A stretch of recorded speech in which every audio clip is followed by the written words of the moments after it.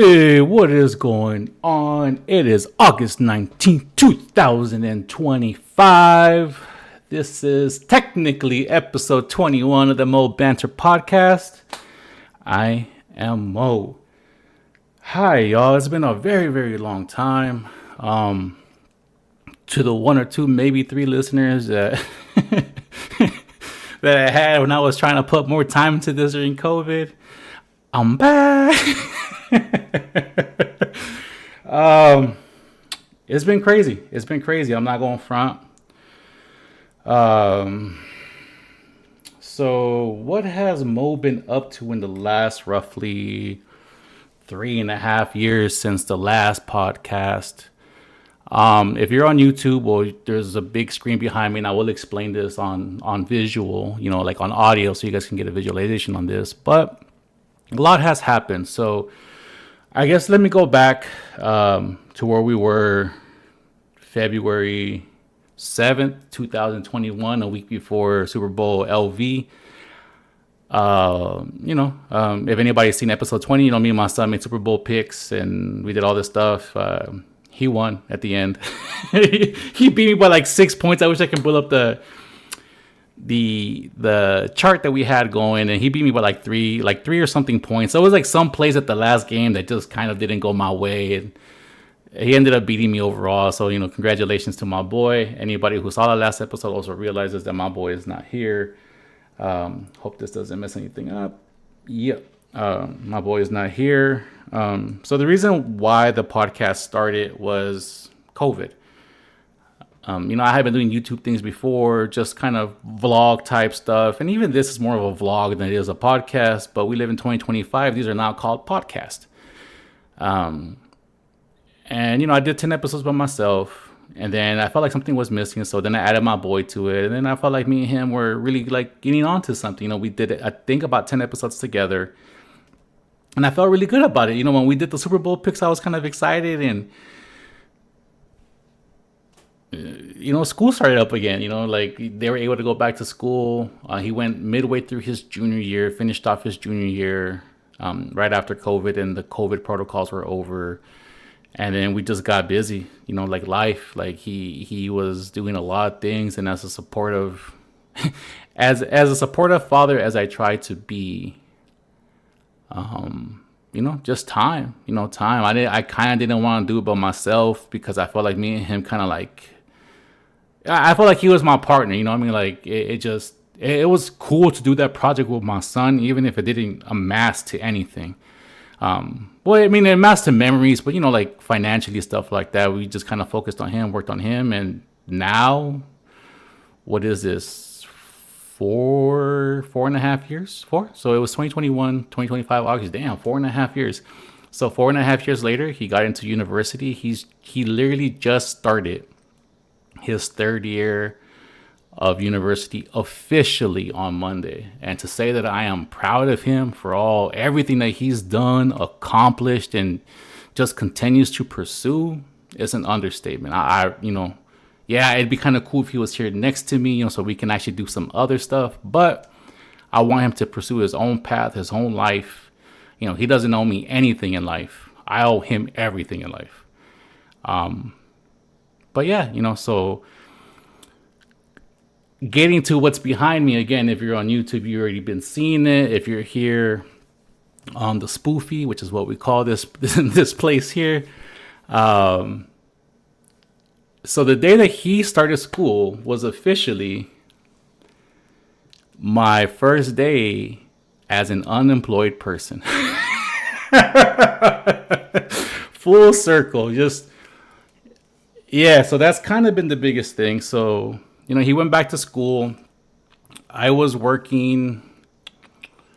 I want to say that during that time, I had just started working at Taco Bell, doing some testing for their back end stuff as a contractor.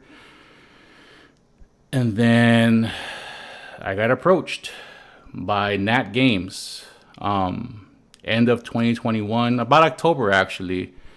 Taco Bell wasn't like the best place, and it wasn't like a restaurant. I actually worked for corporate. I was doing some testing for some of their back end stuff because they were trying to see how they can readjust the way that they did commerce and orders due to COVID. Like pick up to go, curbside, all that stuff that was kind of like prominent during that time when nobody can really be close to each other. But I had been contracted there for a year at that point, and I'm grateful. Like don't think I'm not grateful. Like my recruiters who helped me get that position, y'all were the best. Like y'all were simply the best recruiters I possibly could have ever asked for. So they got me that position and did everything to get me that job. But that was their part of the job, and I believe the other aspect that I believe is, I don't even know what word I want to use, but I guess the other aspect of a job like that I believe is crucial is that once you get the job, or once the employee gets the job, that there be some sort of progression, and that's not up to the recruiters, that's up to the company. And unfortunately, I just didn't see that. I had been contracted for a bit. I wasn't necessarily promised anything, but there was always whispers that if I put in enough time, I would become permanent, I would move up, things of that sort. And it wasn't going that way. And even, through the grapevine, you hear inklings of stuff that may happen from a business standpoint that I wasn't agreeing with. So I was already looking for a way out. I got a medical offer to do some stuff. Got the job, interviewed with the person who interviewed me, and that was probably the best interview I ever had. And I got offered the job. It was 40 on a contract, and they required a drug test. They were a North Carolina company. I was in California, and this was going to be remote. For whatever reason, they needed a drug test. I've been vibing on recreational, legal vibes since mid 2018 in California, because it was legal. So, but not legal in any capacity in North Carolina. So I failed that, lost that. So maybe a week after that, I get contacted. At the times, the place was known as NantG Mobile. I got contacted by, we'll call him Producer Man. And just so anybody knows, like, I will be very, very honest about my experience and everything that I feel towards NantGames. But at the same time, I'm not really trying to call anybody out who I worked with, at least not right now in any capacity.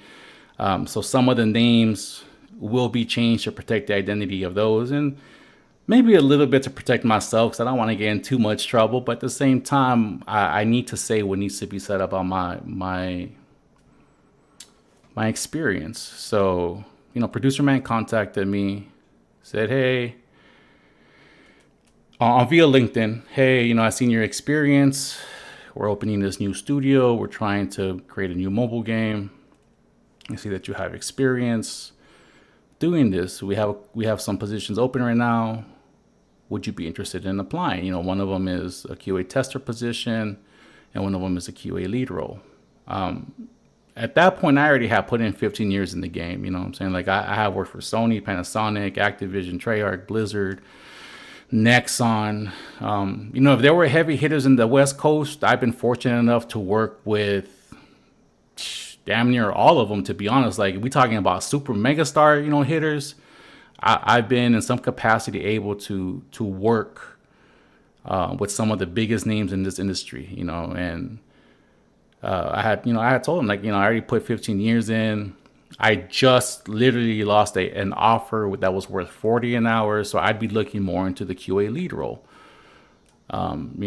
He took it, came back, said, all right, cool. If you want to sign up, sign up. Cool. So I signed up.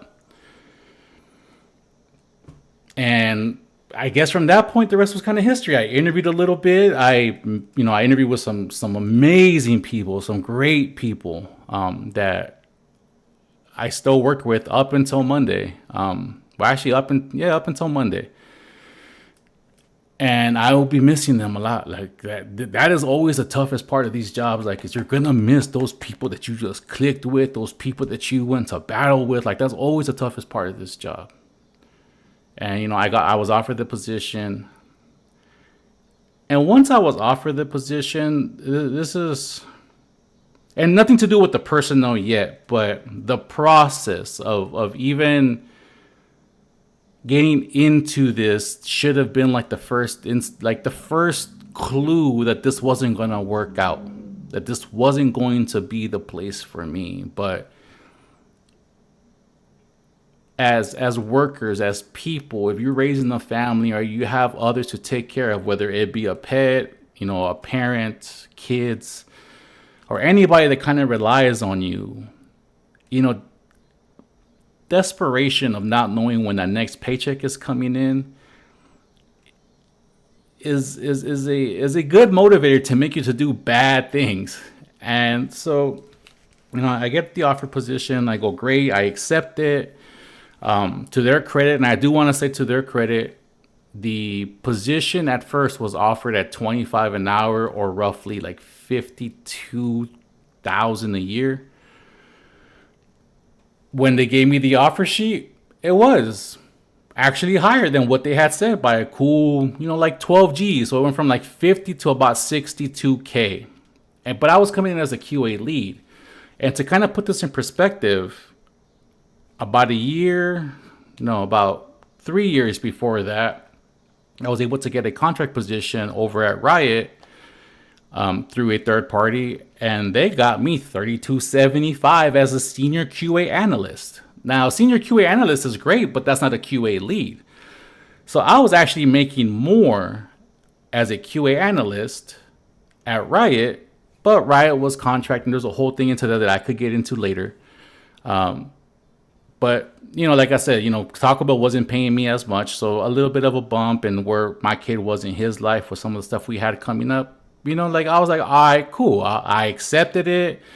I was super happy, put all my paperwork in. And for whatever reason, they were super, super strict about needing to confirm where I got my high school diploma. Now, I've made no secret of this. I've probably even said it in, on one of these podcast episodes before. I'm technically a 10th grade dropout. California was offering certain programs around the turn of the century in the early 2000s to get more kids high school diplomas, because kids, if any kids are hearing this, at least get your high school diploma. Nothing can be done without a high school diploma. So at least get the high school diploma, GED, whatever, get those through official channels. That's probably the single most important paper in terms of trying to get something going for working for somebody else that you're going to need. At this point, 20 years after my initial thing, I would say try to get an associate's in just about anything. Whatever the cheapest associates that you can get that paper too, because now the competition out there is brutal. And if you ain't got these little papers that say that you're different from other people, But anyways, let's get back to it. So, they hit me up like, hey, we got all your paperwork, but we can't verify your high school diploma. All right, cool. I graduated, or at least I took the test from this organization that was based off on this address. Gave them the address. They looked it up. The address is so old and never been updated that if you looked up this address, it would actually take you to the yellowpages.com website and show you that location is no longer in business, closed, basically no longer exists. So that entity which gave me my diploma no longer existed. And, they weren't exactly like official, like high school diplomas. They ended up being non-accredited, but they were high school diplomas as they were at the time. So if you got it before, I believe, like 2005, they were still considered valid in the state of California. But since there's no official record and all that stuff, I was like, all right, cool. And at that point, I started thinking to myself, that's my fault for not doing what I needed to do, stuff of that sort. And I told him, but like, yeah, I don't have it. Because at the time, I didn't know where it was. I'm like, I don't have that. But I did use that same diploma to get into ITT Tech, which is a con of a trade school that existed a long, long time ago. And there were records that I can get from that. And I did use it to enroll for like 2 weeks into Long Beach Community College.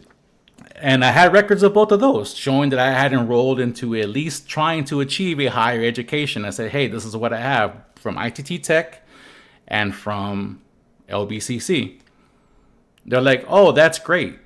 But you listed that the most recent education that you completed was your high school diploma. So we need your high school diploma. Like, you need to get this. Man, so I start panicking. I'm looking for this paper. I'm calling everywhere, trying to see where I can get a copy of this high school diploma. I looked for this for like 2 weeks, and I was just keeping in constant contact with them. Like, hey, I can't find this. I've been calling, blah, blah, blah. Nah, they were super strict that you needed to verify this high school diploma. Okay. I don't know what. I don't know how. We used to live in Anaheim. Yeah, used to. We used to live in Anaheim. One day we're walking out to the car. Me and my wife are walking out to the car, and we used to have like these overhead compartments in our carport that you can use for storage. So we used to put some stuff in there. Somebody had busted our lock, and there was a trash bag that we had put a bunch of stuff into right next to our car. Like, they had hijacked most things in that bag, which I think was like some plushies and some other stuff. And I was upset because, nothing's working out. I can't find this paper. And she goes, check the bag. And I look in the bag and literally can't see nothing. So I toss it. As I toss it, all I hear is clink, clink, clink. I'm like, oh, something's in that bag. Open it again. Right at the bottom, that thick cardboard tube. And in it, my high school diploma. Take a picture. Cool, sent it. They said, congratulations, great, thank you so much. You can start Monday. And I was excited. You know what I mean? Like, I really didn't know what I'd be working on. It was mobile. That's how I started my career. I started over at Sony Pictures Mobile. And I was excited to kind of get back into it. I had just come out of Wild Rift, actually. Like, the last mobile thing was Wild Rift. The 6 months that I spent over at Riot was on Wild Rift, which was their League of Legends mobile, game that they came out with. But after that was said and done, some things already started going wrong. So during the interview process, during, I guess, their pitch to get me to work for them, I was told that I would, be supported with equipment, that the team would grow, including myself, because I was going to be the QA lead, and there was nobody, I guess, in the QA structure that was going to be directly above me. Producer man was going to be my manager, and I would be reporting to him. But in terms of like within the structure of my team, I was the highest ranking person. So they're like, as the QA lead, you'll be in charge of this, you'll be doing this. We will support you with equipment, whatever you need. We're backed up by $1 billion, company. This is being funded by the billionaire who owns, all these other things that surround us. So we have money. So, you'll have equipment. Your team right now is going to start with 2, but we won't hire them until until you're actually in here, and then you'll be to interview them so you can start building your own team. Promises about a lot of stuff. I get into that. I come to find out that they hired 2 QA testers. Without even telling me, without even acknowledging me, without even telling me nothing. They hired 2 QA testers. Now, in hindsight, they are some of the best people I've ever met in my life. Life has a funny way of doing things and representing things for you. And yeah, like the first 2, and I mean, they know who they are. They listen to this. They know who they are. They were magnificent. They were great. I'm trying to come up with some initials, because I don't want to call them out. Not because I had anything bad with them. I don't think they want to be a part of this. And if they do later on, maybe they can hit me up. But I don't think they want to be a part of this. And I should have thought about this, but I didn't really think about it to have kind of nicknames for them. But no disparaging remarks, just because right now like a lot of Dr. Seuss stuff is going on my head. I won't call them Tester 1 and Tester 2. Tester 1 was young. She's brilliant. And after working with her for, damn, how long did we work together? Just about almost 4 years. We both were started. I think they started like a week before I did. She's a baller, man. Tester 1 is a baller. And she did get promoted within the company like 2 years later. And that's a whole other thing that I will touch on. Not on this particular episode or rant. It's just down the road. And then Tester 2, he was great. What I'm saying? Him and me kind of shared a bunch of the same similarities.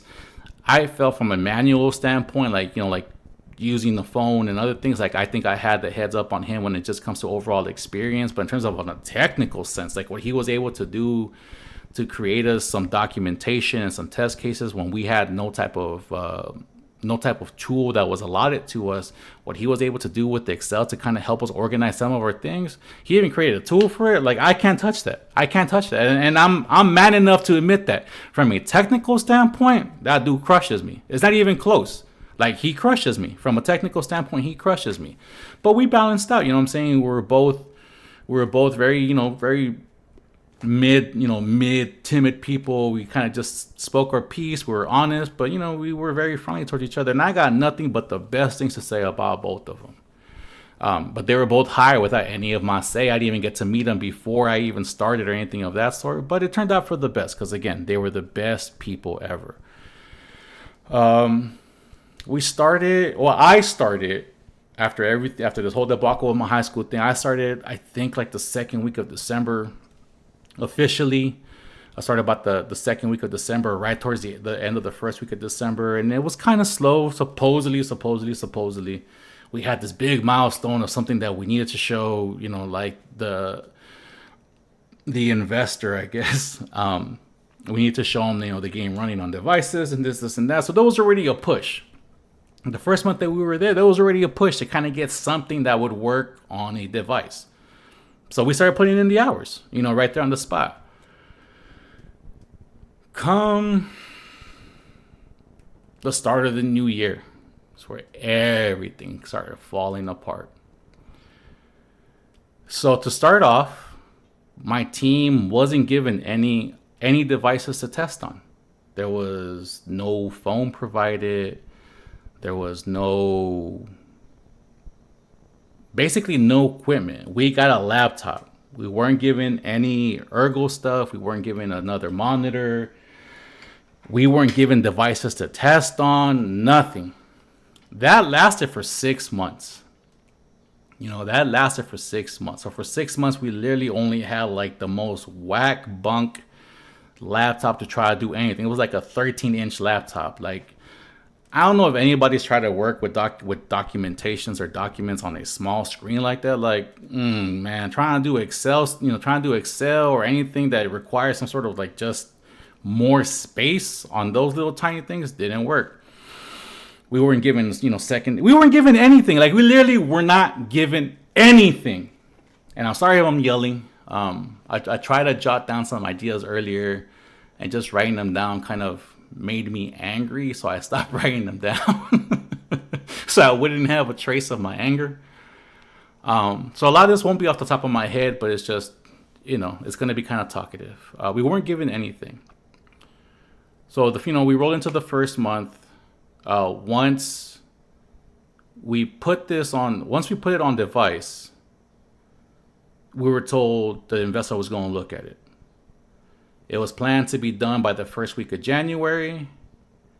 And then literally all work stopped for roughly the first month of the new year because the investor still hadn't looked at it.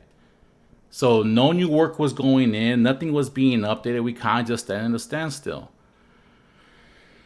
2 weeks into this, 1 month long kind of hiatus on any type of work, I get hit up by producer man. Hey, we haven't seen anything from the team. There's been no new bugs.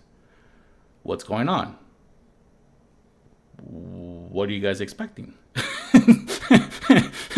We done tested this, at this point, like almost a month ago, yeah, like a month, 3 weeks ago, we tested it, gave you all the bugs. Y'all told us this wasn't even supposed to be full features, but to only keep bugs to the very high level stuff. And we found all the high level stuff, and that's why we, were able to hit the milestone. So so the investor could tap around and look. Yeah, but it's looking bad that you guys have started and you haven't written any bugs.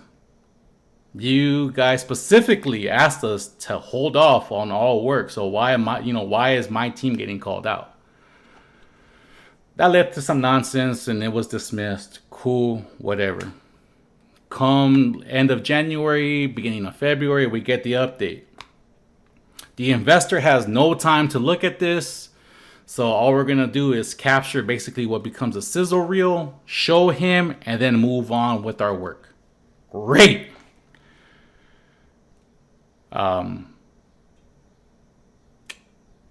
Yeah. So now we're a month behind because things were supposed to happen that didn't happen. So now we're a month behind. We don't do anything. Great. Now as we try to update and implement all the stuff that had been being worked on the side, like on a different like environment, a whole different section. Now that we try to implement a month's worth of work into something that hasn't been touched in 6 weeks, it breaks. Things don't work correctly. Things ain't functioning right. It's not stable. Like anything and everything that could go wrong went wrong. Great. As QA, that's like perfect for us. We start writing up bugs. Hey, this and this is happening, this and this is happening, this and this is happening. We're just, like putting in the bugs. About a week and a half after that, of us putting in all these issues, I get hit up again. Hey, what's up with all these bugs? What are you talking about? The game's broken. Like, this is where we kind of hit. This is kind of where we hit. And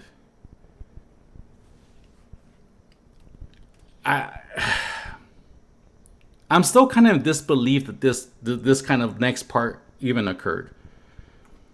So now we're in middle February of 2022. Yeah.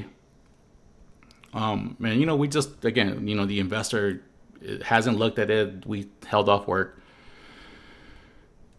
I was told, hey, the higher ups are asking for you guys to stop writing all these bugs because it's discouraging to the team since we haven't really had a chance to work on it. That's not my fault. That's not my team's fault. We didn't say stop working on this for a month. We didn't say hold off on doing anything.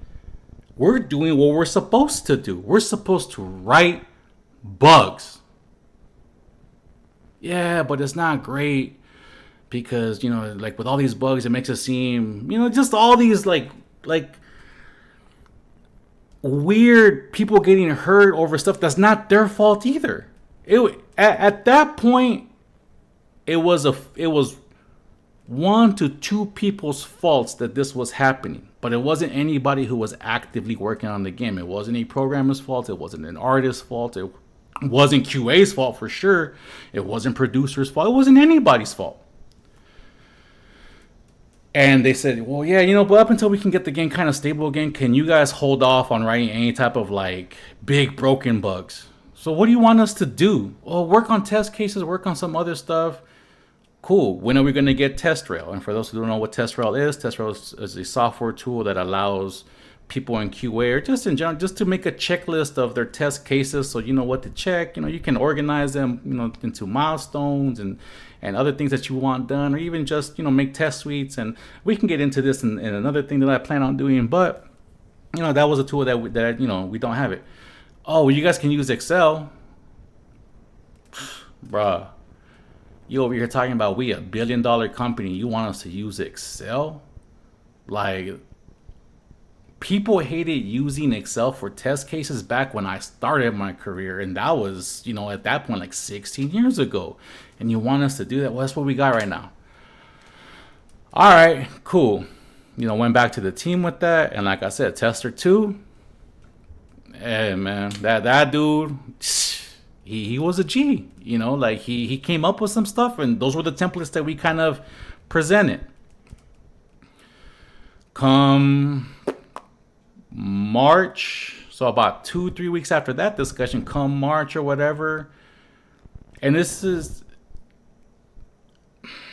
man, like this is all making me very, very upset. So after 2-3 weeks of working on test cases and just trying to, I guess, not hurt anybody's feelings, and if anybody else that we worked with at the time, I'm not trying to say that this was your fault. I'm not. Like I said, this is nobody's fault except for a couple people. And we were never trying to hurt your feelings. Like, that wasn't what my department was about. We just don't roll like that. We never roll like that. So after, 2-3 weeks of trying to, quote unquote, try to spare others' feelings, which I doubt anybody's feelings were actually hurt. It's just we were doing our fucking jobs. I get hit up again. Hey, what's going on? We noticed that the team hasn't put in any new bugs in the last like 2 or 3 weeks. What are we talking about here? You literally just told us to not do that because the game wasn't stable. We ain't got no update, nothing. But as you tell us not to like put in bugs or whatever, like, and I did create nicknames for some of these guys. Let me see what I got. What do I got here? Yeah. So, like in this whole time that you told us not to write bugs, we're noticing that director man is putting in bugs. And they're not good ones. They're just literally observations of the stuff me and my team were already bugging a month ago. So we have bugs for all the things that director man is reporting, but you closed all of our bugs due to where we were in the process. So what exactly do you want from us? You tell us not to do it, and then director man does it and does it terribly. No information, no screenshots, no nothing. And when you ask him about it, there's no additional information. Just, oh yeah, I just touched it, and and it kind of just broke. I don't know what I did. You guys should investigate. And that was kind of like the first step in a bunch of these missteps that always occurred. When we got any type of reports like that from the top layer, hours, if not days, of my team's time was spent trying to decipher all this idiotic verbiage on the lack of a proper report to try to investigate what we're told is broken. And no lie, like 98% of the time. Now, actually, I'll take that 1% back. 99% of the time, most of the things that were reported were either from a build that was too old and out of date, or a build that was being used with a lot of cheats. And if anybody's ever tried to cheat in a game, or just as a whole, just if you have experience with this stuff, cheating adds another layer of complexity to how the game runs. If anybody has ever, old school, if anybody has ever used cheats in like Grand Theft Auto, when you kind of just like spam a bunch of stuff, like if you spam too many tanks or too many cars or too many whatever, but you stay in that one location, how it tends to slow down until you kind of leave. Yeah, it makes things complicated. And that was what we found to be the case, that most of the things that he reported, and this continued for the nearly 4 years that we were there. But again, we'll stretch that out. We're not all going to talk about it here. We'll stretch that out. Oh, man, where the hell was I? I'm so angry right now. I'm so angry right now. Um, yeah, so I just told him, like, you told us not to do this. Director man has been doing it, and we don't understand why. When you told us to stop, why is he attempting to do my team's job? And if he was doing it well, you probably wouldn't catch no lip from me. But the fact that he's been doing it poorly, but he hasn't been told to stop, but my team was, rocking it, and we were told to stop. Like, what is this? We're literally here to archive all the defects that we find, all the work that we put in, everything, every aspect of it. That's what we're here for. Oh, well, we lifted the ban on that a long time ago. Nobody told us that we could test again and write bugs. Nobody told me, the QA lead, that I can tell my team, hey, go for it. Okay, cool. Well, now we can. All right, no problem. So we start. Again, we start putting in bugs. No more than a week later, we get called into a meeting with producer man, director man. Let's see, do I got a name for this cat? Story man. And then it was the QA squad. Hey, what's going on, y'all? Why are you guys writing so many bugs? What do you mean, why are we writing so many bugs? First, we wrote too many. And then we didn't write enough. And now we're writing too many again. Like, what do you mean? Why exactly are we having this meeting for this?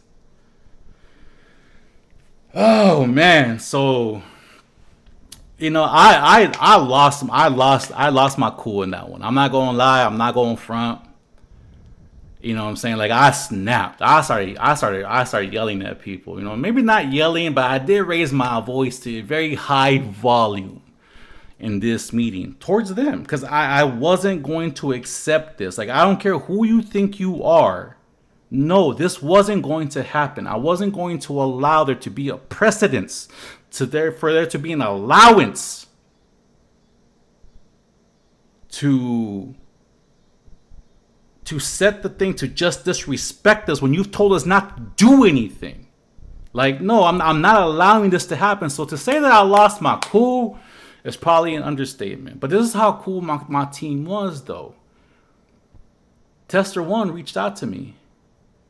Hey, you coming in kind of hot. Just watch that. And I'm paraphrasing because she did stretch it out.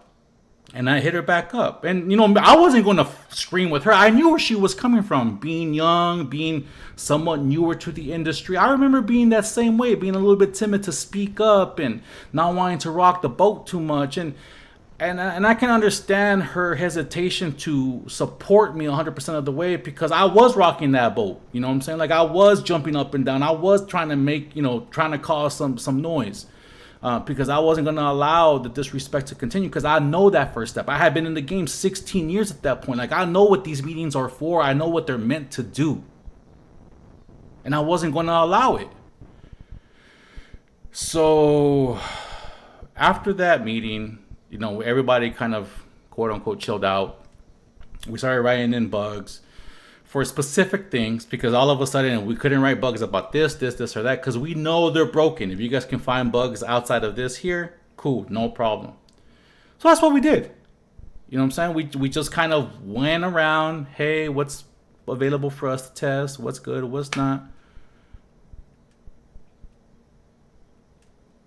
And we weren't talked to for like the next 3 months or so. April, May, June. And then halfway through, the first thing kind of happened. Tester 2 hit me up. Hey, I need to talk to you. Hey, I have a friend that works at some other place, and he's saying that they need somebody, and I want to give you the heads up before I make any final decisions, but I'm 90%, positive that I'm gonna go with my friend. Man, when you give me a number like 90%, I know you going. You ain't got to play with me. There's nothing I can tell him. There's nothing else I can tell him. You know what? Go, dude. Like, the only advice I gave him was this.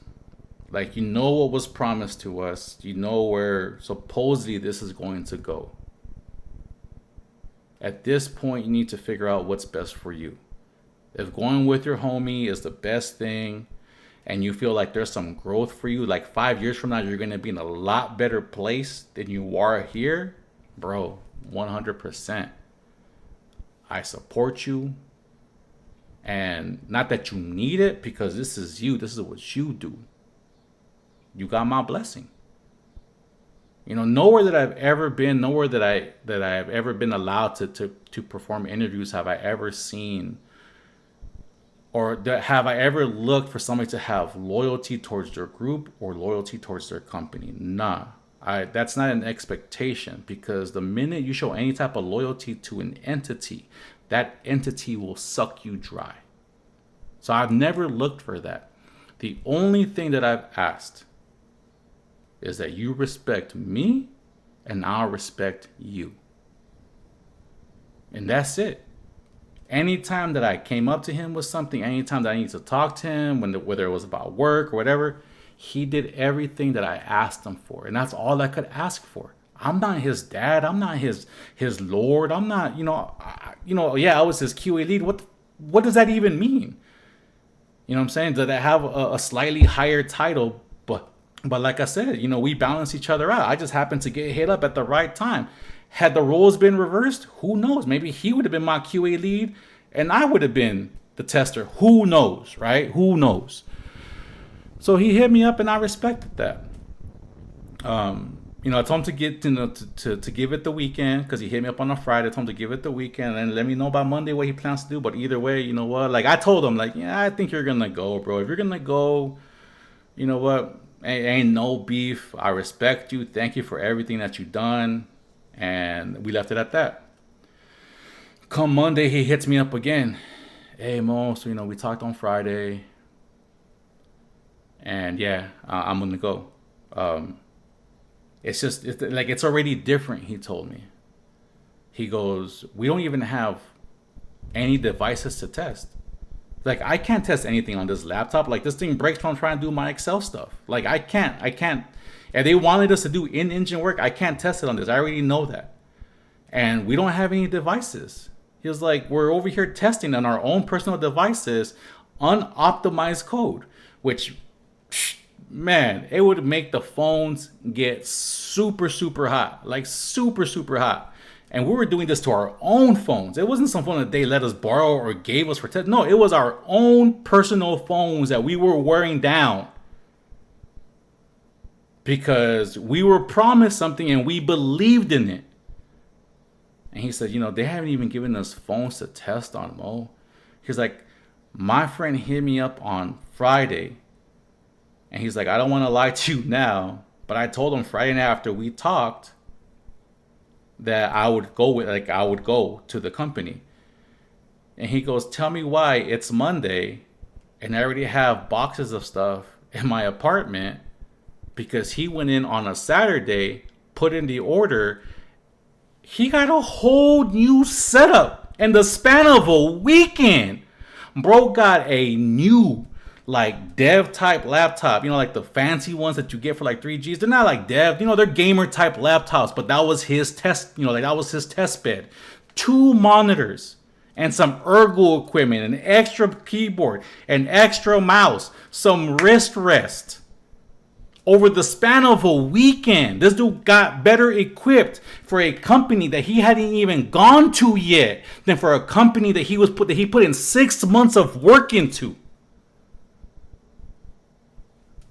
I wished him farewell, and I was sad to see him go, because I don't know, when you start clicking with somebody, you have like this whole grand scheme in your mind that things are going to work out a certain way. And I thought, we were going to, together, the three of us, we're going to be like the base of like the next big thing. So now it's just me and Tester 1. And that was it. You know what I'm saying? That was the first roughly 6 months. And there's probably some other stuff in there that I can talk about that I kind of don't even want to touch on, because I'm already getting so upset about stuff. So, so now Tester 2 left. So now it's just me and Tester 1. And, we're trying to get through it. I still ain't got no device. It took them like another, I think, month after tester 2 left to get me a couple phones to test on. And then at that, they were terrible phones. They were terrible phones. They weren't even good phones. And got stuff. So we just went through the rest of the year kind of, testing. And we got to about, where did we get into? I want to say either September or November. I have this documented somewhere. I do. But for the sakes of it, I'll just say it was September. So come September, 3 months, things are looking a little bit better. The game is stabilizing a little bit. It's running a little bit better on the devices they gave us a test on. Like, we're able to get some stuff done. So we're just going through the process. Around September, Tester 1 had taken some extra responsibilities. She was going to come in early and kind of present where the game was at the time. And that's normally not a tester's responsibility or duty, but being in QA wasn't her ultimate goal. She wanted to go up to production and see where that would take her. And, she talked to producer man, and she talked to a couple other people. And like I said, man, she's a baller. She's a baller. She's a straight baller. So, they allowed her to help out with producer type stuff. And one of the first things she was allowed to do was to kind of present the game where we're at and kind of work on the producer stuff. So she was meant to come in earlier than usual. She came in and realized that the build that she needed for, when I say build, it's basically just a version of the game that's not final, something that we test on. Is like, that's what we call them builds. So if it's like, like the build for this day or the build for tomorrow, like a build is basically just what we call an iteration of the app, but we haven't released it yet, so it's just called a build. So it wasn't ready, and it didn't finish. Like it wasn't created properly. Like something had happened with the servers creating it, and it just didn't create. So she hits up the channel and says, hey, this thing didn't create properly. I needed it for a meeting that I have in 15 minutes. So I guess I'll just postpone the meeting. And this is all outside of my privy at the time. I was just kind of informed about it because I went back into our chats and stuff of that sort. His response was, not his response, who would this be? I just call this dev guy number 1. Dev guy number 1 was kind of upset because, like I said, like this was a very complicated project from the start, and not in terms of it being hard, just in terms of hard to deal with the people making the decisions. And I guess the fresher should have been like the real telltale sign of where we were at. But Dev Guy 1 kind of snapped at my tester and said, I don't understand why I gotta do this. This should be something that QA can just do on their own whenever they see something's wrong. And it just kind of became snappy. And normally I wouldn't have been angry about it, but it's like this procedure, this process had never been talked about. It was something that we never did. It was something that wasn't even an idea for our department to do. But I found out about this about, I want to say like a cool 2.5 hours after it actually all occurred. So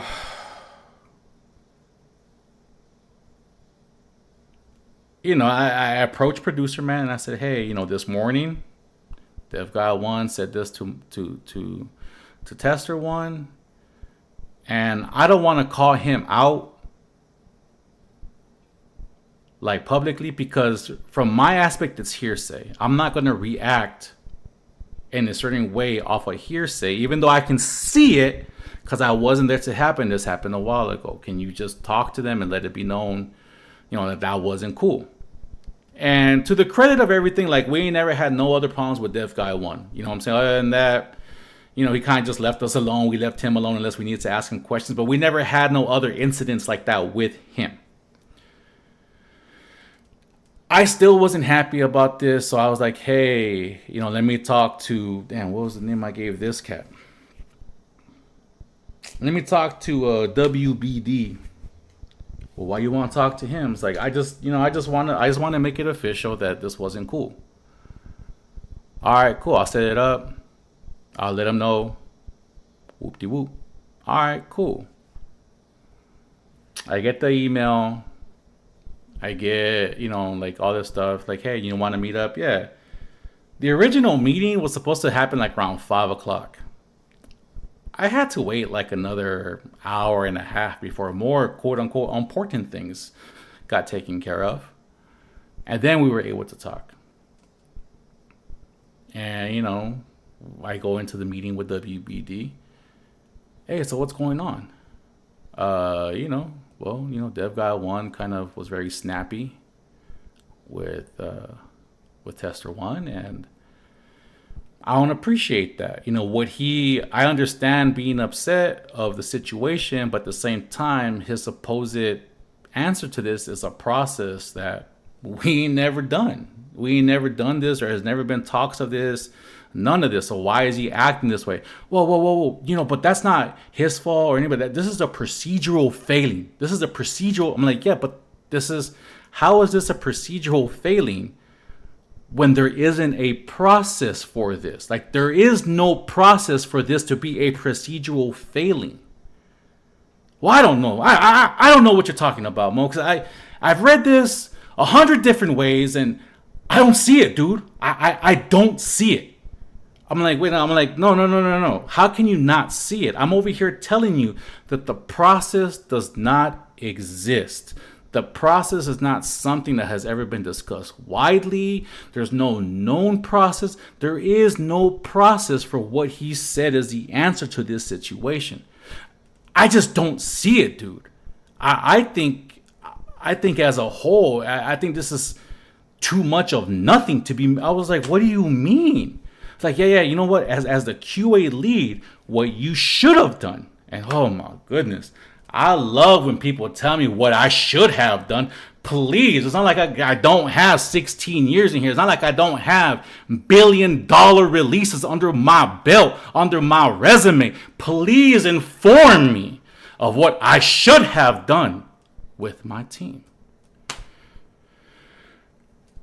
He goes, what you should have done is pull Tester 1 to the side and let her know that she's being too sensitive about the whole situation, and you should have calmed her down.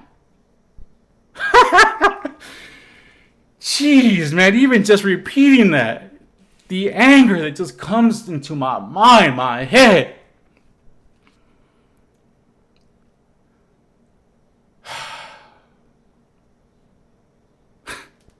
I just couldn't believe it. I couldn't believe it. Even now, I still can't believe that that's what I was told to do.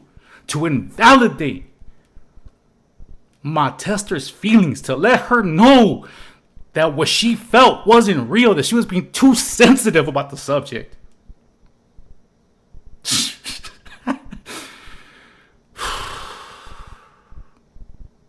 Damn, man. Damn. But yeah, we talked for like maybe another 10 minutes. I just, after he said that, I couldn't believe what I had just heard. So I just like zoned out, you know what I'm saying? I just couldn't comprehend this. This is not what I was promised. What I was promised was that we cared about each other here, that nothing would ever be too big to speak of, that, this would be different from other games in the past, other game studios in the past. We weren't going to fall into this toxicity that was plaguing the industry around that time.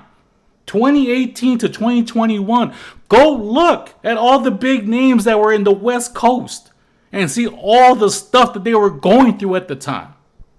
We weren't supposed to be that.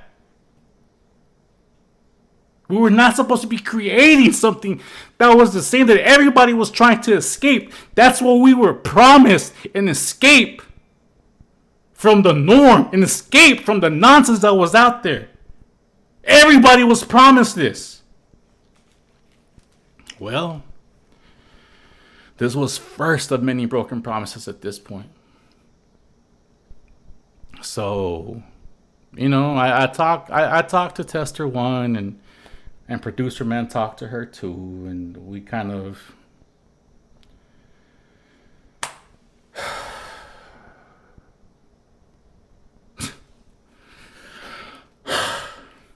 nothing ever got done about it really per se.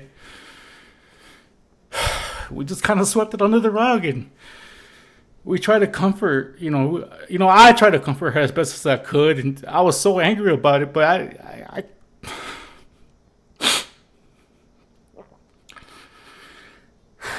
I couldn't do it. You know what I'm saying? Like, I couldn't do it. I just didn't feel right. Not allowing her to be angry, because she had every right to be angry, but there's nothing else I could do. You know what I'm saying? So we just trekked on. And then we went into the New Year's and everything else. Well, we went to the end of the year. And that's pretty much like how we ended the year, like in those type of notes. You know what I'm saying? There was always, like, everything I had just explained. There was always these moments of like, hey, you're not doing enough. But never really being given any full details. Whatever little minuscule mistake we would make, like, I would get hit up like, hey, make sure you guys are clocking in. And this was remote, mind you. Most of us are salary. So there's no need for us to clock into any system. We're just, I guess, on the honor system that we put in 40 a week. We're here for meetings and such, and then we would get paid. But in terms of doing that, we had to go into our chat rooms and say, hey, we're in today and we're going to step out. We step out, or whatever the case is, just so, people would know who was in, who was not, which, okay, fine. But there would be times, especially, oh, you know what? No, I take that back. There is one more thing. I actually completely forgot before we even got to it. August, the start of my kid's senior, after all this stuff had happened, or before, like a month before all this happened. Like after Tester 2 left, we're working a lot of hours. A lot of hours was a big part of this project. I was under a lot of stress to deliver, and now I had a team that was short one person, and there was no priority or really any type of big rush to get another tester there. So, I was working, 12, 13, 14-hour days. Come my kid's first day of school, senior year at high school, me and wifey, drop him off. We come home. I clock in. I took my first meeting, and I was gonna take a little quick 15-minute break. Wifey made me some tea, and then we had some Cinnabons. I got a kidney stone. I had this pain on my side. I didn't know at the time it was a kidney stone, but like it just hurt so bad. I go up to the computer, let them know, hey, I'm gonna be out. Yeah, I went to the doctor that day. They gave me all these, they told me what it was. They gave me pain medicines. They gave me all these things to just make me more comfortable. Kidney stones is no joke. That hurts. That hurts so bad. So, I took half of that day off to go see what was wrong with me. And then I took the whole next of the day off to come back to work. You know what I'm saying? Well, to kind of like recover from all that pain and everything. So 2 days gone. So I think my kids started school on Tuesday. I took off Wednesday. I was back on Thursday. Come Thursday, in the Slack, I let everybody know, hey, what's up, y'all? I'm back. You would think after 9 months, when somebody who's under your report comes back from something like that you would show some sort of courtesy or whatever the case is. Nah. No big courtesy. Hey, you back? Yep. Oh, okay, cool. I was wondering if you can test this. Nah, how you been? Not good to be back. Hey, I hope you're okay. Are you good? Do you need another day? And this is a what do they call it? A subject that repeats itself over the nearly 4 years that I spent there. Nah. You know what I'm saying? Like, that, again, that should have been another clear indicator that I just didn't mean anything. Because I'm not expecting my tester to, and she did actually show me some concern. I did, and it's not that I need it, right? But if you tell me at an interview, we're like family, we're like this, we care about each other, then show me that we care about each other. Show me. Nah. So I went through that. September, I went through that other thing, with the whole situation with Tester 1. Cool. October, trying to think, nothing really big. November, nothing really big. Come December. You know what? I want to be honest here. There was a lot of stuff going on. So, things were getting crazy and stuff like that. Person that I worked with hit me up from a whole different department. Hit me up. Hey, starts telling me all these things that are going on. And, it goes on for about like 2 or 3 weeks, right? It's like, it's not that it's not a concern for me. It's just that, first of all, if you're an older person, you've worked with these cats before, it seems like you should approach this in a way, you know what I'm saying? I'll let them know where your boundaries are. Like, why are you exploding to me about this? You know what I'm saying? Like, if you were my report, yeah, I would try to set that boundary for you, but you're not. It's not, again, that I don't care. I just can't do it. I can't do anything about what you're telling me. So by hearing this for a bit, he hit me up. Hey, can I talk to you? Can we get in the chat? I wanna talk to you. Blah, blah, blah. All right, cool, no problem. You know what I'm saying? I can do that for you. If you want to holler at me, I'll holler at you. Hey, so I don't know how much you know,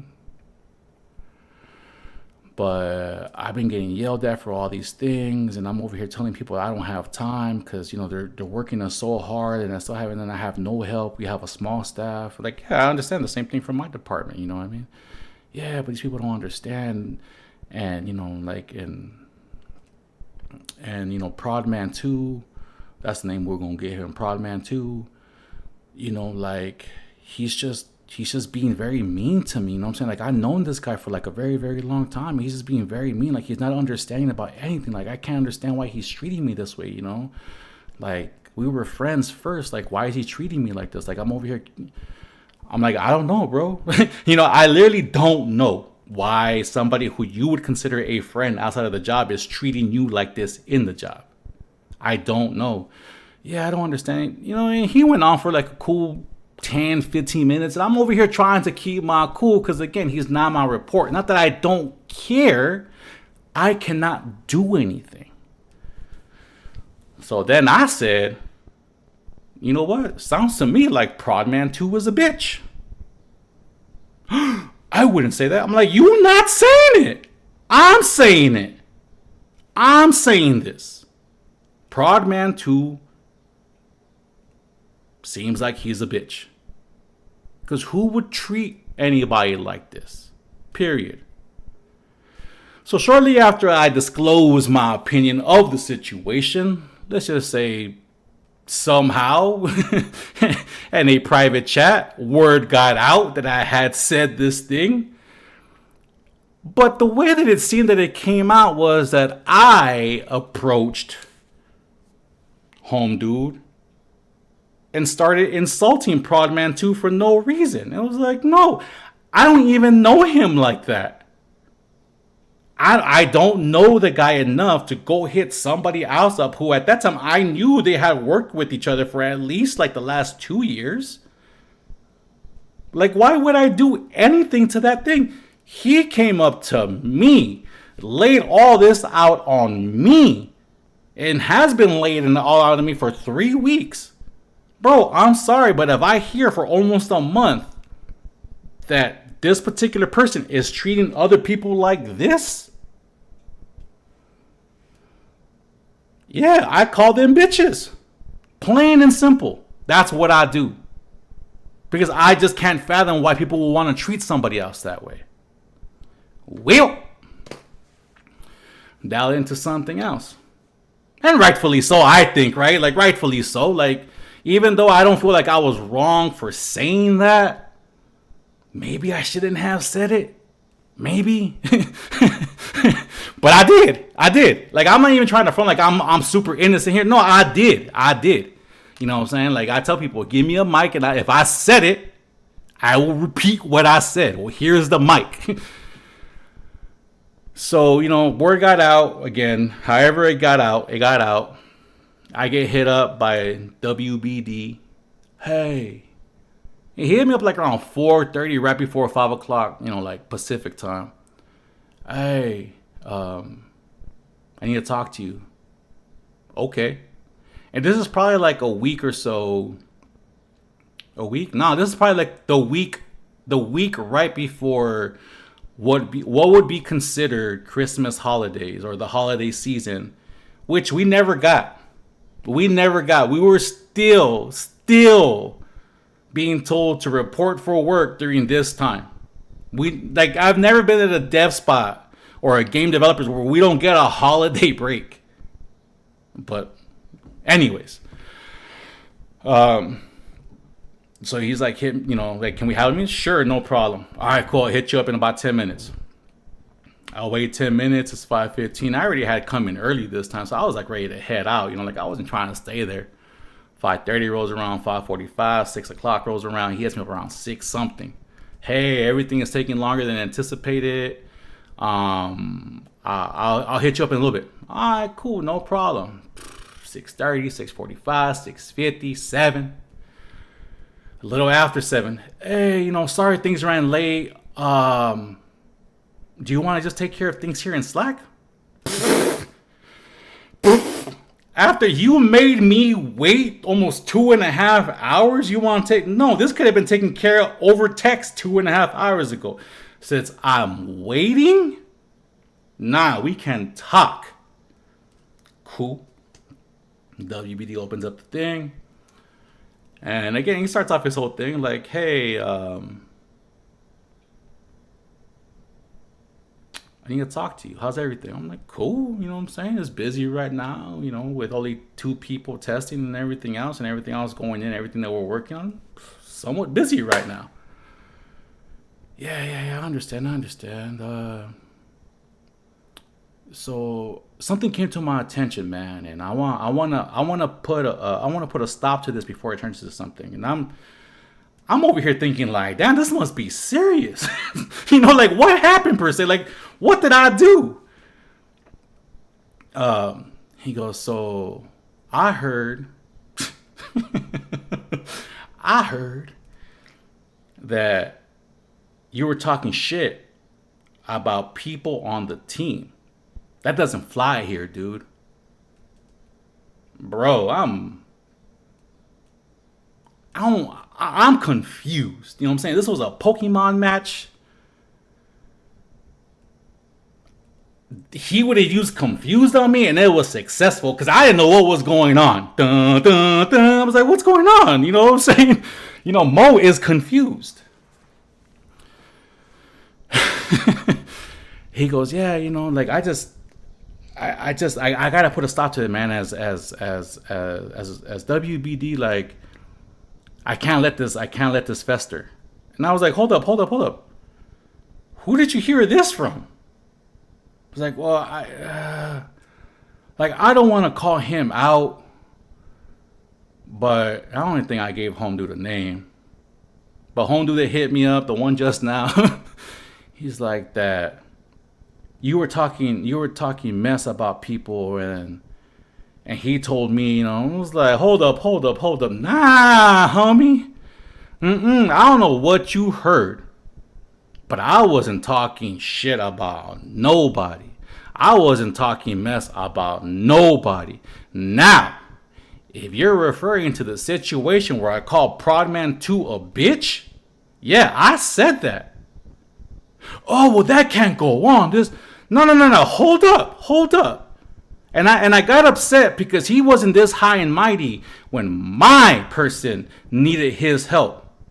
All of a sudden, he wants to get all high and mighty on me. I was like, nah, hold up. Before you take that approach that you about to take, nah. The reason why I said this stuff is because Home Dude came talking to me about Progman 2 and how Progman 2 been on him for about a month, making him feel like he wasn't pulling his weight, making him feel worthless, making him feel like he wasn't doing what he needed to do, basically just wearing him down. And he's telling me these things over the course of a month. What did you expect me to do? So I get from what I did that wasn't the correct thing to do, but I did it. If we need to talk about it, we can talk about it. But my actions are a reaction to his actions towards somebody on this team. So if I'm not allowed to call him out in any way over the actions that he's doing, maybe he shouldn't be taking the actions that are causing this reaction. So if we want to talk about it, we can talk about it and we can all clear this out, because I'm over this. I told him, I said it. I'm not mad. I said what I just told you over 3 hours ago.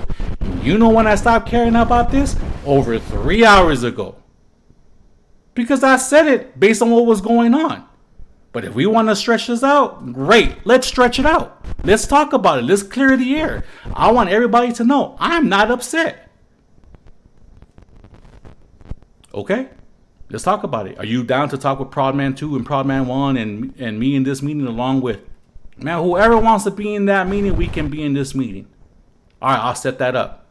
I'll set it up for tomorrow. Now, at this time, my son actually made the Rose Parade band. What? Yep. So what I had planned to do the following day was go with my wife to Pasadena so we can be around and watch him, practice a little bit and just be around Pasadena and just chill with each other. You know what I'm saying? But no, I was told that the meeting would take place sometime in the afternoon. So me being the worker man that I am, I told wife, I was like, hey, baby, I'm sorry. You have to go without me today. They want to take care of this meeting, and I want to take care of it too. You know what I'm saying? Because it's not anything I want to be angry about. I'm not even mad about it, but it's something that I feel we need to situate right now before we go into the new year. I understand. I wait. I get hit up by Prodman 1 right before 5 o'clock. Or Producer Man. Before 5 o'clock. Hey, that meeting is not happening today.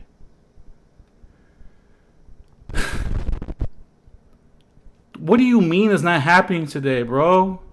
Do you understand that I gave up a day with my wife, a day to go see my kid practice for the Rose Parade, to be here for this dumb shit? Like, what do you mean it's not happening? Yeah, well, WBD, thought that since people are taking PTO for the holiday break, that right now wouldn't be the best time, because then we would just put this dark cloud over PTO. Bro, what dark cloud? Dude, I am more mad that y'all made me waste my day than I am about that whole situation. Y'all are the one that are mad. What dark cloud? Either let it go and let's move on because I don't care anymore, or let's talk about it. Like, he said it would be better if we talk about it after the holiday break. Okay, cool. No problem. We'll take care of it after the holiday break. Let's just say that we came back from holiday break. I was told that this meeting was still supposed to happen for like about the first 2 weeks after we returned. Never happened. Never happened. We never got into a room to discuss what was going on, to discuss why I said what I said, and the actions that led up to that reaction. We never got into a room to talk about this.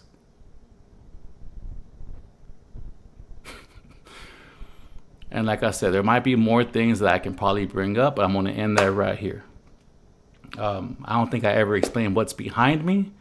This is, I guess, just kind of the teaser. If anybody's not, if I haven't, I think I mentioned this, but So NantGames was my previous employer, and a lot of people, actually the whole studio for the most part, we were all let go. We were all let go. Official as of this past Monday, 8/18. So yesterday. The severance that they gave us, I believe I mentioned this too, was insulting. And they rounded down our severance packages. So they offered 1 week of work or 1 week severance for every year of service. But since I was 3 months away from my 4th year, they only offered me what after taxes. Well, no, let's break that.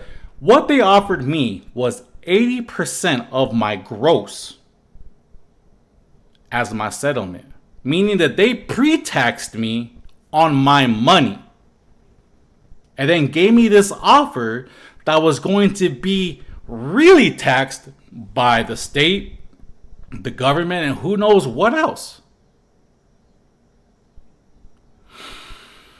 So at the end, it'll be a month that I would probably get of severance after nearly 4 years. Nah. I've done work for too long in this industry to not be able to say my piece of all the injustice I have seen, especially at this place, for a measly month's worth of salary. Not happening. So now that I'm here, now that I have the time, and now that I just, with a bunch of others, experience this type of insulting, disrespectful, and outright just shitty behavior, nah, I'm not signing nothing. And I will speak freely and say whatever I want. I don't have no money saved up. None. Whatever money I have is because I've either earned it or I've been able to put some away in the system, which now is going to give me back some of that money. And I'm going to be honest with y'all. Had my severance been 3 times as much as it was,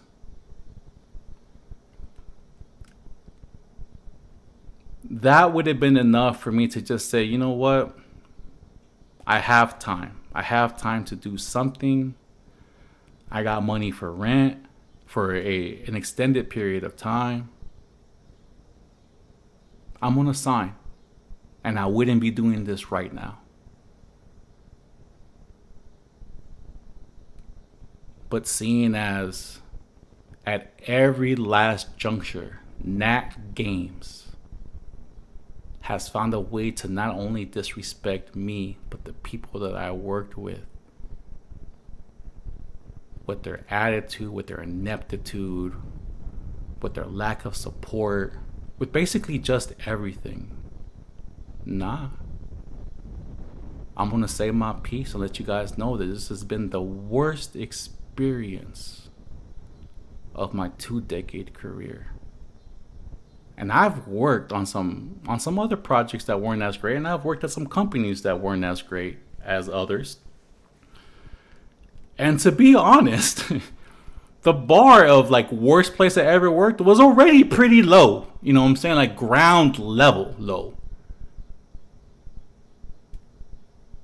This level of everything is subterranean, man. It was the worst place. It was the worst place ever. I literally just wasted nearly 4 years of my career trying to work here. Also, they can disrespect me at all levels for nearly 4 years. So, cool. Keep your money. I don't want it. and I will be saying everything that I experienced here, or at least in hindsight, a lot of things that I can't remember. Because funny thing about trauma is you try to block that out, and then when it all comes out, it all comes out like a waterfall. But some of it I gotta hold in because like it's painful. It's painful, you know what I'm saying? Like, I don't like to consider myself like a manly man and all that, you know what I'm saying? But for this place to cause me a lot of pain to the point where like I have tears in my eyes, like, man, that's special. And not in a good way. And not in a good way. But that's where we're at now. That's exactly where we're at now. And this is probably about a little bit longer than I wanted it to go. But, you know, this is first year of the worst place I ever worked in my life. And this includes the jobs that I did before I even got into gaming, now that I think about it. Like, if I did all the side gigs, like the warehouse gigs and the retail gigs and all the special projects that I did before I got into video games, like just as a whole, for the last 25 years that I've been in the workforce, this is by far the worst experience I've ever had. Ever. It was just the worst. They hired the worst people to make the decisions for this company. Not even just at the studio, but just as a whole. At the very, very, very top is Bumpy. I'll be talking about him maybe later, I don't know. Because he was so absent from everything that we ever did. Nobody really even knew he existed, but somehow he was like all our boss's boss. And then WBD, man, the worst person in that position ever, to be honest. You know, and then we got creator, not creator. We got what's the little name I gave this guy? Director. And then we got director. Now he's a name he's a person I'm gonna reference to a lot, and I'm gonna say this right here. The only reason why he has a career is because of what one of my old teams did for his career damn near 16 years ago. And if that sounds conceited I got proof. I have stories. I have recollections. I have witnesses. The only reason why director has a career is because one of my old teams made it so. Because we were that baller. Useless. And then we have producer man. Complicated relationship. I ain't really got no ill will towards him per se, but at the same time, there was a lot of interactions between me and him that they weren't kosher, and some of those actions went towards my team. I don't need to talk to nobody like that, period. I don't need nobody like that in my life. Not on a personal standpoint, not on a professional standpoint. So me and him don't really speak. He'll come up a lot too. Then we got Story Man. Story Man is kind of like, I don't know if anybody, because I'm an old head, so I don't know if anybody really has any memory of the old Warner Brothers cartoons where there's like some big bulldog and some little like runty like snitchel type dog, or I don't know what kind of dog he is, but he would always like kind of always agree with everything, you know, that the big dog said. And then at the end, tried to be like tough with everybody else. Like he tried to be big dog with other people, you know what I'm saying? Because he was big dog's friend type of situation. Yeah. Nope. All the decisions that they were allowed to make just... And for the most part, that's where I want to stick up for right now. There might be some of the people that I mentioned later on, but they're not really pertinent to how the downfall of this company actually occurred. So yeah. That's where we're at right now. Life has given me time. And I have time. So I'm going to do what I can to do the best that I can. So I'm going to start recording this. This is just year one, y'all. I still got a couple more stories. I still got more stuff to say. So this will be an ongoing thing until I get to the end, until I get to our demise here at NantGames. Like I said, we were just fired officially yesterday, 8/18/2025. They insulted us on the way out. And to anybody who might hear this that I worked with, I know situations are hard. And I'm not trying to sound like I'm trying to be like some sort of grandiose martyr when it comes to not signing the severance. I'm just in a different situation right now. Had this occurred 5 years ago, I literally would have signed on that line the minute I got that email, got my money, and went about my business. Because 5 years ago, I was in a hard situation. Had a kid that was just going back to school. Or actually, no, it was during COVID. We were going through COVID times and stuff like that. So like COVID would have just said, all right, cool, I need the $6,000. I don't know where else. Whoops, I gave it up. I gave it up. But that's pre-tax though. That's pre-tax. But anyways, if this was during COVID, I would have taken that and just see what I do. But this is not. My kid is in a university. He has a roof over his head until summertime. Whether I had decided to take that money or not, realistically, I'm probably still homeless in like 2 or 3 months if I can't find something in the meantime to pay rent. They weren't offering me the money that they offered me at this point in my life would not buy me enough time to see what was out there for me. So I'm going to take whatever time I do have, hope that something works out. And in the meantime, I'll be here telling stories. And if they want to come and say that it's not true, okay. But I got proof. I got receipts. I got documents. And this is where we're at.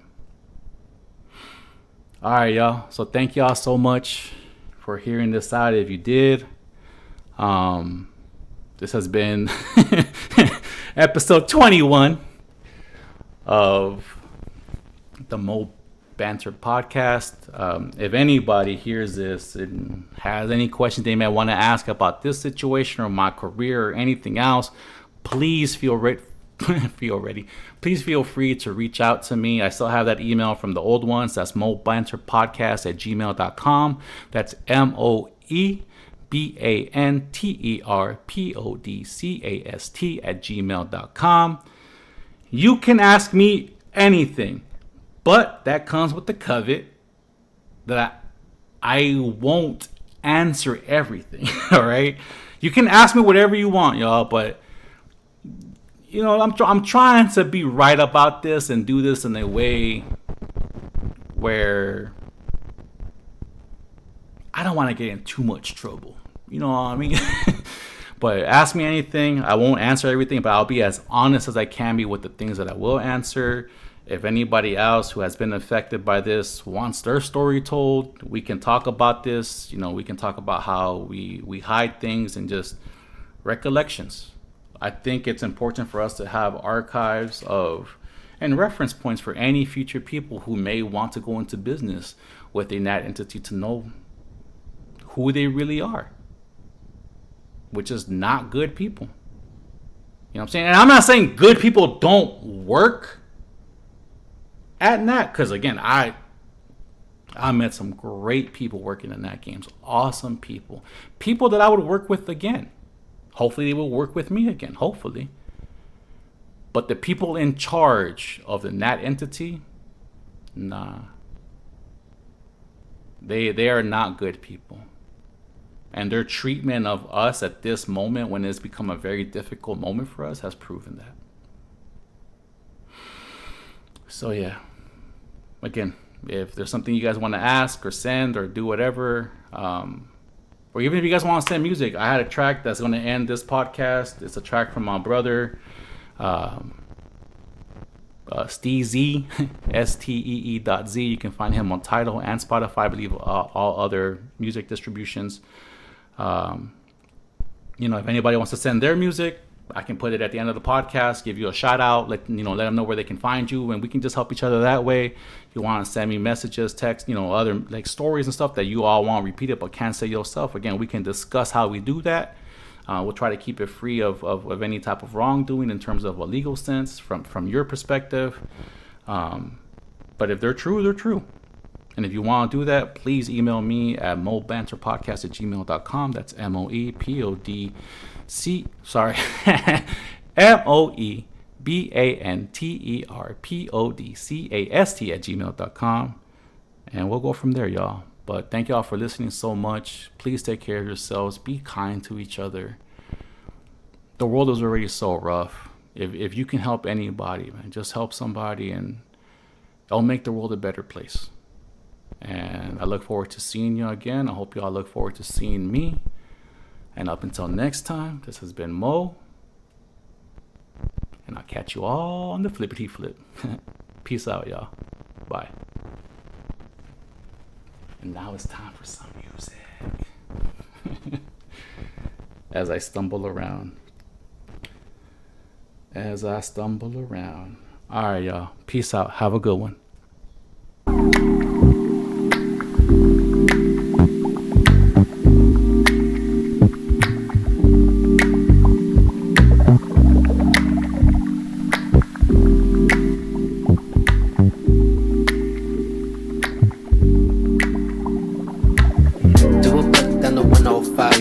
Suicide if I close my eyes. I try to make sense of this fucked up life.